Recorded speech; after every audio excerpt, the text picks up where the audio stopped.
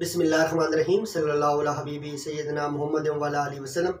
मोहम्मद नज़ीर Khan bill आखिर जो है किसी केस में तो आइन की बालादस्ती कायम हुई, निज़ाम इंसाफ के जो असूल हैं उनको मद्देनज़र रखा गया और सुप्रीम कोर्ट ने बड़ा कहा कि जो सिविलियंस हैं उनका किसी सूरत में भी फ़ौजी अदालत में मुकदमा नहीं चलाया जा सकता।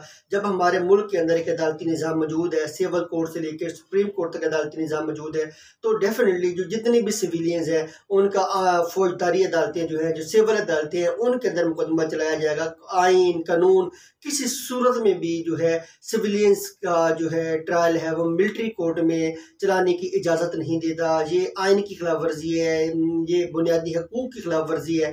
तो डेफिनेटली सुप्रीम कोर्ट ने एक बहुत बड़ी लैंडमार्क जजमेंट दी और जितने भी सिविलियंस थे जिनका मिलिट्री कोर्ट में ट्रायल चल रहा था, सुप्रीम कोर्ट ने कहा उनकी कोई कानूनी हैसियत नहीं है, वो इलीगल हैं, अनलॉफुल हैं, नल एंड वॉइड हैं। वो तमाम जो ट्रायल था मिलिट्री कोर्ट में जो चल रहा था, फौजी अदालत में जो चल रहा था सिविलियंस का, वो सारा सुप्रीम कोर्ट ने मुस्तरद कर दिया और कहा कि ये गैर कानूनी है, इनकी लॉ की नज़र में कोई वैल्यू नहीं है। तो जितने भी 103 मुलजमान हैं जो 9 और 10 मई के वाक़यात में मुलव्वस थे, उनका मुकदमा जो है सिविल अदालतें यानी आम जो हमारी फौजदारी अदालतें होती हैं उनके अंदर चलाया जाए।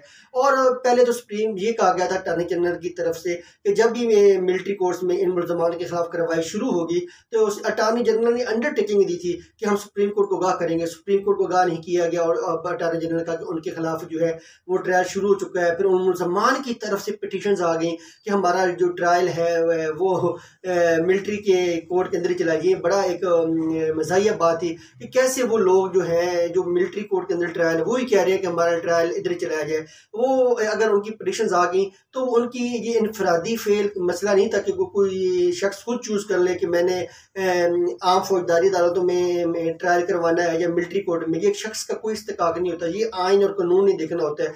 और जहाँ पे कानून का सवाल का मसला था, आइन का तशरीह का मसला था, तो डेफिनेटली सुप्रीम कोर्ट ने बहुत बड़ी लैंडमार्क जजमेंट दी और कहा कि 9 और 10 मई के वाक़यात में जितने भी लोग अब गिरफ्तार हैं, 103 है या 105 है, फिर कोई भी गिरफ्तार होता है, उन सब का जो ट्रायल है वो मिलिट्री कोर्ट में नहीं हो सकता। अगर हुआ भी है वो नल एंड वॉइड है, अनलॉफुल है, अनकॉन्स्टिट्यूशनल है। तो डेफिनेटली अब उनके मुकदमा जो है वो फौजदारी अदालतों में चलाए जाएंगे। ये एक बहुत बड़ी डेवलपमेंट है, इससे कानून की बालादस्ती कायम हुई है। और सबसे ज़्यादा जो हम बुनियादी हकूक़ कहते हैं कि आइन के अंदर ये हमारे बुनियादी हकूक़ हैं, ये शहरी को बुनियादी हकूक़ है, आज वो इंश्योर हुए हैं। तो डेफिनेटली इसमें कोई शक नहीं है, कोई दो राय नहीं है कि जो भी लोग 9 और 10 मई के वाक़यात में मुलव्वस थे उनको सज़ा मिलनी चाहिए। लेकिन सज़ा जो है वो आम जो हमारी फौजदारी अदालतें उनसे मिलनी चाहिए ताकि ट्रायल के तकाज़ों को पूरा किया जा सके, इंसाफ के तकाज़ों को पूरा किया जा सके। एक जजमेंट आए उसके अंदर रीजनिंग हो, एविडेंस हो, क्रॉस एग्जामिनेशन हो, फिर जो मुलजमान है उनको अपील का हक मिले। तो डेफिनेटली जो है अब इंसाफ के तकाज़ों को पूरा करना के लिए ज़रूरी था कि वो जो मुकदमा है वो सिविल अदालतों में चलाया जाए। फिर हमारे ऊपर जो है इंटरनेशनल ऑर्गेनाइजेशन वो बड़ा देख रही थी कि पाकिस्तान कैसा एक मज़ाहिया मुल्क है कि जहाँ पे सिविलियंस के ट्रायल जो है उनकी अपनी सिविल कोर्ट्स में नहीं होता, तो वो जो हमारी आम फौजदारी अदालतें उनमें नहीं होता, उनका एक मिलिट्री कोर्ट में उनको डाला जाता है, वहाँ पे उनको ट्रायल होता है। तो डेफिनेटली आज आइन की बालादस्ती कायम हुई है। फिर इमरान खान के ऊपर जो है सैफर केस के हवाले से वो फर्द जुर्म ऐद हो गई है। तो पहले दिन से मैं ये कहता हूँ जो सैफर था वो वज़ीर-ए-आज़म का इख्तियार होता है कि उसको डी क्लासीफाई करे। जब डी क्लासीफाई हो गया, फिर 2 दफ़ा नेशनल सिक्योरिटी काउंसिल की मीटिंग हो गई, वो उन्होंने कह दिया वो जो एलामिया था नेशनल सिक्योरिटी काउंसिल मीटिंग का कि साजिश नहीं थी, मुदाखलत थी। और वो फिर जो सैफर था वो सुप्रीम कोर्ट को भी भेजा गया। तो फिर इमरान खान ने खुद वाज़ह कहा कि मैंने वो जो सैफर था वो जलसे में तो लहराया नहीं था, वो कागज का सफ़ेद टुकड़ा था, क्योंकि उसने उसको पढ़ के तो नहीं सुनाया कि जी है। अब इस बात पे ये इस बेनिफिट ऑफ डाउट शक है कि बुनियाद पे इमरान खान को फेवर मिलनी चाहिए कि जब उसने वो लहराया ही नहीं तो फिर कैसे वो लहराया नहीं, पढ़ के नहीं सुनाया कि इसके अंदर क्या लिखा हुआ है, क्या चीज़ें मेंशन है। वो कागज़ का टुकड़ा था, वो डेफिनेटली वो उस कागज़ के टुकड़े को तो इमरान खान कह रहा है वो सैफर था ही नहीं। तो वो जब डी क्लासीफाई होगा, वज़ीर-ए-आज़म के पास इख्तियार था वो डी क्लासीफाई करे, तो कैसे जो है आप उसको ऊपर फर्द जुर्म ऐड कर सकते हैं। फिर तो आने वाले दिनों में जो हर वज़ीर-ए-आज़म होगा आप उसके ऊपर इस तरह के केसेस में जो है फर्द जुर्म ऐड करते रहेंगे। तो डेफिनेटली इमरान खान के साथ इंसाफ होना चाहिए। फिर उसका जो ट्रायल चल रहा है जेल के अंदर, इसके ऊपर बहुत ज़्यादा सवालिया निशानात हैं।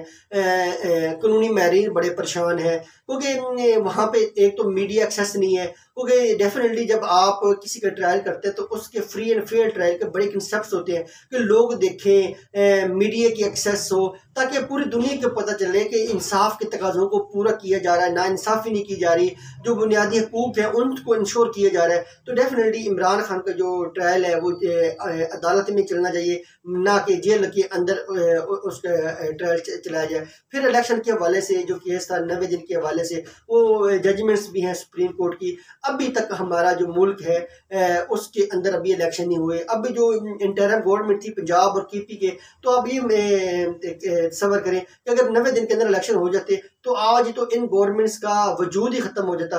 ये कैसे बगैर मैंडेट के, इनके पास वोट नहीं है, अवाम ने इनको इलेक्ट नहीं किया, ये क्या डेमोक्रेसी में ऐसे होता है? हम क्यों अपने मुल्क के ऊपर जुल्म कर रहे हैं? हम क्यों अपनी जगहंसाई कर रहे हैं? हम क्यों आइन की बेतकरीरी कर रहे हैं? देखिए अब वो एक मोहसिन नकवी है चीफ मिनिस्टर पंजाब, वो अपने एक फैसले किए जा रहा है और केपी के, तो 90 दिन के अंदर जो इलेक्शन का कंसेप्ट था वो होना चाहिए था। मुंतखब नुमाइंदों को ही हक है, आइन का स्पिरिट ही यही है कि मुंतखब नुमाइंदे ही आके हुकूमत के अमूर चलाएं, फंक्शन चलाएं, जिनको अवाम मुंतखब करें। तो अगर आप लॉन्ग टर्म के लिए गैर मुंतखब नुमाइंदों को अपने ऊपर बिठा लेंगे तो डेफिनेटली आपकी कानून का मिजाज होना है, आपकी आइन ने बड़ा कमज़ोर होना है, आपकी जमहूरियत ने और वीक होना है, तबाह होना है। खुदारा मुल्क के अंदर इलेक्शन करवाएं, जितने यही जमहूरियत का हुस्न है कि इलेक्शन टाइम पे होते हैं। उसमें ये नहीं देखा जाता कि एक पार्टी मकबूलियत पे तो उसको डाउन करना, जब ये जीरो हो जाए तो फिर इलेक्शन करवाने, ऐसा नहीं होता।